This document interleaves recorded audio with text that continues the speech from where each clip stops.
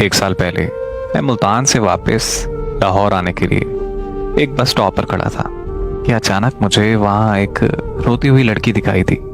तो मैं उसके पास गया और उससे रोने की वजह पूछी कि वो आखिर क्यों रो रही है। वो मुझे कहने लगी कि मेरे अब्बू लाहौर में नौकरी करते हैं और थोड़ी देर पहले उनके दफ्तर से कॉल आई है कि उनका एक्सीडेंट हो गया है और वो लाहौर के एक अस्पताल में एडमिट है।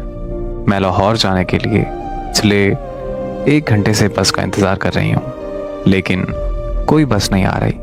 बस इसी परेशानी की वजह से मुझे बहुत रोना आ रहा है। उस लड़की की बात सुनकर मैंने उसे हौसला दिया कि आप परेशान ना हो, सब ठीक हो जाएगा, अल्लाह पाक सब बेहतर करेंगे।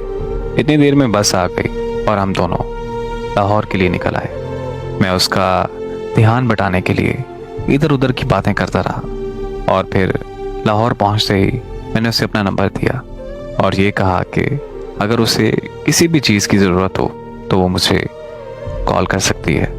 फिर वो अस्पताल चली गई और मैं अपने घर आ गया। अगली सुबह मुझे उसकी कॉल आई और वो मुझसे कहने लगी कि मुझे आपसे मिलना है। तो मैं उससे मिलने के लिए एक रेस्टोरेंट पे चला गया।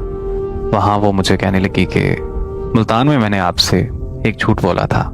मेरे अब्बू अस्पताल में दाखिल नहीं है, बल्कि वो तो मुल्तान में है और बिल्कुल तंदुरुस्त है। मैं तो अपने घर से भागकर उस लड़के से शादी करने के लिए लाहौर आई हूँ, जिससे मैं शदीद मोहब्बत करती हूँ। लेकिन उस लड़के ने मुझसे शादी करने से इनकार कर दिया है। मुझे उस लड़की की कहानी सुनकर बहुत दुख हुआ। तो मैंने उससे पूछा कि क्या मैं उसकी कोई मदद कर सकता हूँ। उसने कहा कि मैं यहाँ किसी को नहीं जानती और अभी अपने घर वापस भी नहीं जा सकती, तो क्या तुम मुझे कुछ दिन के लिए अपने घर रख सकते हो। मुझे उसकी हालत देखकर उस पर बहुत तरस आया, लेकिन मैं उसे अपने घर नहीं लेके जा सकता था क्योंकि मेरी फैमिली उसको घर रखने के लिए कभी तैयार ना होती। इसीलिए मैंने उसे साफ साफ इनकार कर दिया। मेरा इनकार सुनते ही वो वहाँ से रोती हुई चली गई। मैं घर वापस आया तो बहुत परेशान था। अम्मी ने मुझसे परेशानी की वजह पूछी तो मैंने अम्मी को सारी बात बताई। तो मेरी अम्मी ने कहा कि जाओ और उसे घर ले आओ। और इस तरह मैं उसे अपने घर ले आया और कुछ दिनों के लिए वो हमारी फैमिली का हिस्सा बन गई और मुझे उससे बहुत प्यार हो गया। एक दिन हम दोनों घर की छत पर बैठे थे तो मैंने उसे प्रपोज कर दिया। वो लड़की बहुत खुश हुई और मुझे कहने लगी कि इससे बड़ी खुशकिस्मती मेरे लिए क्या हो सकती है। उसने मेरा प्रपोजल एक्सेप्ट कर लिया। इस तरह हम दोनों की शादी हो गई और हम अपनी ज़िंदगी हंसी खुशी गुजारने लगे। एक दिन मैं ऑफिस से वापस आया तो मुझे मेरी बीवी ने खुशखबरी दी कि वो बाप बनने वाला है। उस दिन हम बहुत खुश थे, लेकिन उसी दिन हमारी खुशियों को नज़र लग गई। मैं मार्केट में घर के लिए कुछ सामान लेने गया हुआ था कि मेरे भाई की मुझे कॉल आई कि फ़ौरन घर आओ। घर पहुंचा तो पता चला कि मेरी बीवी के घर वाले आए थे और वो लोग ज़बरदस्ती मेरी बीवी को अपने साथ मुल्तान ले गए। मुझे कुछ समझ नहीं आ रही थी तो मैं पुलिस स्टेशन गया और मैंने उन्हें सारी बात बताई। उन्होंने मेरी रिपोर्ट दर्ज कर ली और मुझे यकीन दिलाया कि वो मुझे इंसाफ दिलाएंगे और मेरी मदद करेंगे। 1 हफ्ते बाद मुझे अदालत का नोटिस मिला जिसमें लिखा था कि मेरी बीवी मुझसे तलाक लेना चाहती है।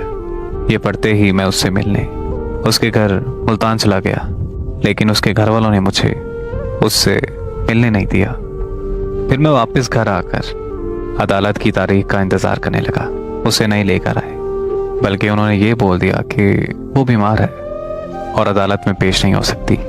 फिर यूं ही तारीखों का सिलसिला चलता रहा और ऐसे ही इंतज़ार करते करते 5 महीने गुजर गए। फिर एक तारीख पर उन्हें मेरी बीवी को लाना पड़ा। मैं उस दिन बहुत खुश था क्योंकि मैं उससे मिलने वाला था और मुझे लग रहा था कि आज फैसला हो जाएगा और मेरी बीवी मुझे मिल जाएगी। लेकिन जब मैंने अपनी बीवी को देखा तो मेरे पैरों तले ज़मीन निकल गई, क्योंकि मैंने देखा कि उसके पेट में बच्चा नहीं है, यानी वो मेरा बच्चा गिरा चुकी थी। फिर उसने जज के सामने कहा कि मुझे इससे तलाक चाहिए क्योंकि मैं उस पर तशद्दुद करता हूँ और मेरे तशद्दुद की वजह से मेरा बच्चा ज़ाया हो गया। यकीन करें कि वो दिन मेरे लिए क़यामत का दिन था, जब जज साहब ने हमेशा हमेशा के लिए हमारी जुदाई लिख दी। मैं उस दिन ऐसा खामोश हुआ कि अब मेरा किसी से बात करने को भी दिल नहीं करता। मैं अगर चाहता तो अपने बच्चे के कत्ल का केस कर सकता था, लेकिन मैंने अपना ये मामला अपने अल्लाह के सुपुर्द कर दिया और दिल में ये ठान लिया कि मेरा इंसाफ अल्लाह करेगा।